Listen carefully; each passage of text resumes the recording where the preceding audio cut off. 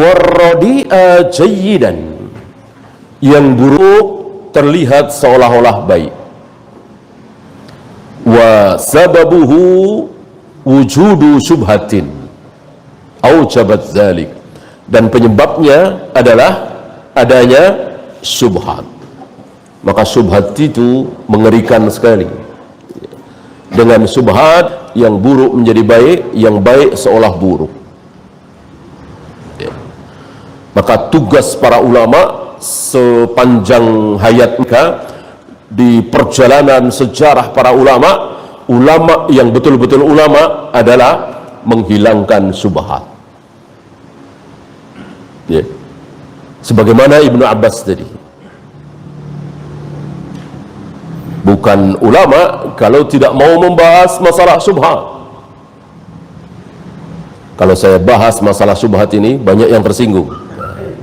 Maka lebih baik sudahlah kita bahas masalah sedekah, masalah birrul walidain, masalah berbakti kepada orang tua, masalah akhlak yang nggak ada yang protes, nggak ada yang sakit hati.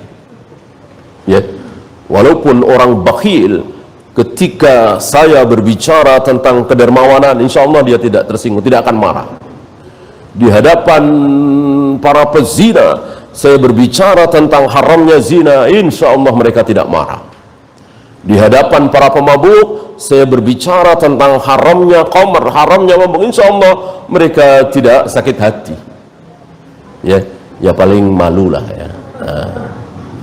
Tapi di hadapan orang yang terkena syubhat, maulid misalnya, tahlilan misalnya, kita berbicara tentang bid'ahnya maulid, bid'ahnya tahlil, tentu mereka tersinggung, sakit hati.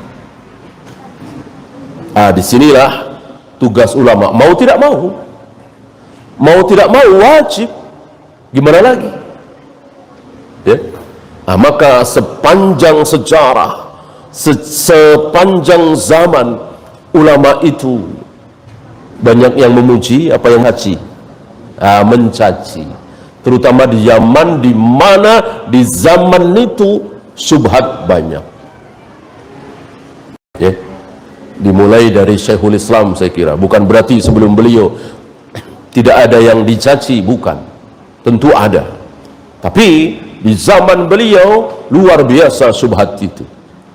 Saking ngerinya syubhat itu, di zaman beliau hampir seluruh kaum muslimin beranggapan ahlu sunnah ada dua. Ahlu sunnah adalah Asy'ariyah dan Maturidiyah. Ini luar biasa, syubhat yang luar biasa di zaman beliau. Padahal ahlu sunnah pertama kali siapa? Rasul dan para sahabat. Itu ahlu sunnah pertama kali. Rasul tidak kenal siapa Abu Hasan al-Asy'ari ya, Abu Mansur al-Maturidi, beliau dan para sahabat tidak kenal. Bagaimana ada syubhat yang mengatakan bahwa ahlu sunnah adalah Asy'ariyah dan Maturidiyah? Yang bukan ahlu sunnah adalah Mu'tazilah, Jahmiyah, Khawarij, Rafidhah dan seterusnya. Yang ahlu sunnah adalah Asy'ariyah dan Maturidiyah. Ini lucu sekali, aneh sekali ya. Ahlu sunnah adalah ahlu sunnah, Asy'ariyah bukan ahlu sunnah bukan Asy'ariyah.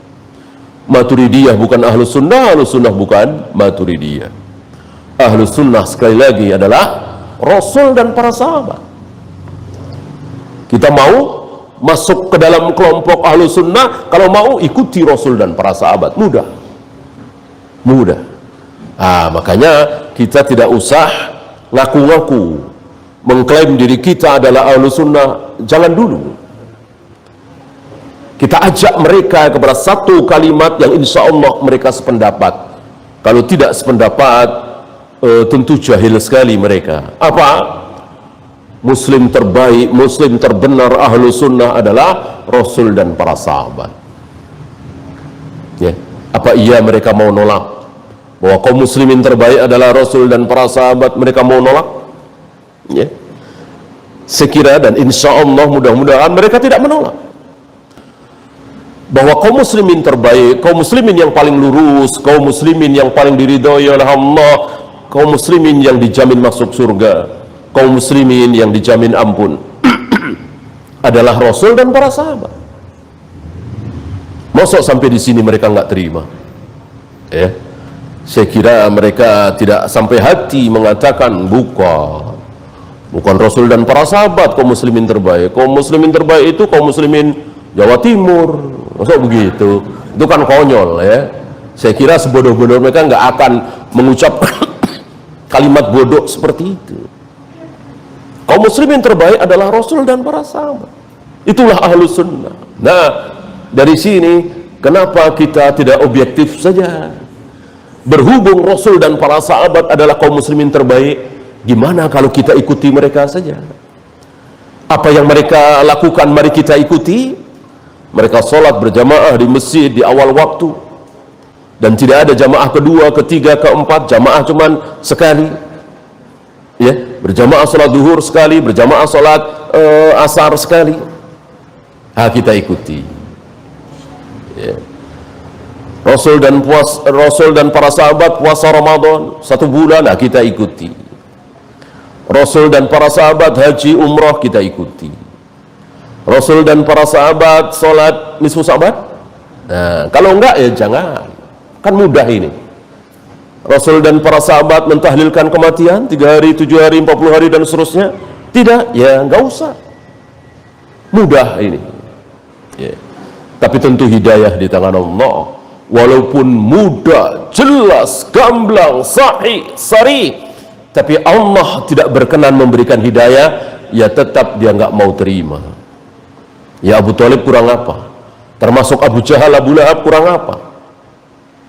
Melihat kebenaran di depan mata, apa yang bisa dibantah dari akhlak Nabi, dari dakwah Nabi, dari kehidupan Nabi? Yang mau dibantah itu dari sisi mana? Kejujuran sudah jelas, manusia paling jujur hari itu, bahkan sepanjang zaman manusia paling jujur. Dari segi amanah, kesabaran, menghormati tamu, dermawan, tidak ada manusia sedermawan beliau. Beliau manusia yang memberi dan tidak takut miskin. Bahkan saking dermawannya beliau sampai ditegur oleh Allah. Wabtaghi fima ataqallahu ad-daral akhirah wa la tansa nasibaka minad dunya. Carilah kebahagiaan abadi di akhirat, tapi jangan lupa Muhammad, jangan lupa engkau masih punya bagian di dunia ini. Seolah Nabi lupa, seolah beliau beranggapan aku tidak punya bagian di dunia ini. Itu turun ayat gara-gara beliau mempunyai baju satu sampai kebingungan mau pakai apa, ya.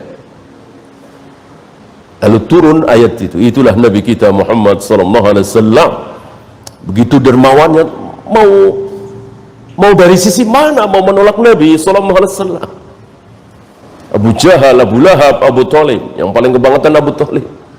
Beliau mencintai Rasulullah, Rasulullah mencintai beliau, dan beliau menjaga Rasulullah dari serangan, cacian, makian Abu Jahal, Abu Lahab. Tapi karena Allah tidak berkenan memberikan hidayah kepada Abu Thalib, ya akhirnya kekal di neraka selama-lamanya. Di sini para dai, du'atus salaf terutama harus sadar bahwa hidayah di tangan Allah. Biarkan Allah akan memberikan hidayah kepada masyarakat ini, si A, si B, si C. Yang penting sudah kita sampaikan. Bid'ah katakan bid'ah, sunnah katakan sunnah, syirik katakan syirik, batil katakan batil. Dapat hidayah atau tidak, terima atau tidak, urusan mereka dengan Allah. Begitu saja. Jangan ikut mengatur keberhasilan dakwah ini. Kalau belum apa-apa kita sudah ngomong bid'ah, mereka lari. Bahkan kalau perlu ikut-ikutan bid'ah dulu nggak apa-apa. Nanti sambil nasihati, kita cari simpati dulu lah, ya, nggak apa-apa. Dangdutan dulu katanya, wayangan dulu katanya, ya. Untuk menarik simpati ini, ingin mengatur keberhasilan dakwah. Biarkan kita serahkan kepada Allah keberhasilan dakwah ini. Walaupun caranya nggak pakai mikir-mikir amat, asal sampaikan. Kalau dasar Allah ingin memberikan hidayah, dapat dia. Ya sering kita dengar kan, ada si fulan masuk Islam gara-gara cuman mendengar azan subuh misalnya, cuman melihat ada wanita, beberapa wanita datang ke masjid pakaian putih-putih misalnya, akhirnya tertarik masuk Islam. Dan banyak sekali itu. Atau kenal sunnah ini gara-gara hal yang sepele. Oh, sementara hal yang besar, ya Nabi kurang besar apa? Dakwanya, akhlaknya, sifat bijak beliau. Tapi tidak mampu menyadarkan Abu Jahal, Abu Lahab, Abu Thalib, orang-orang terdekat beliau.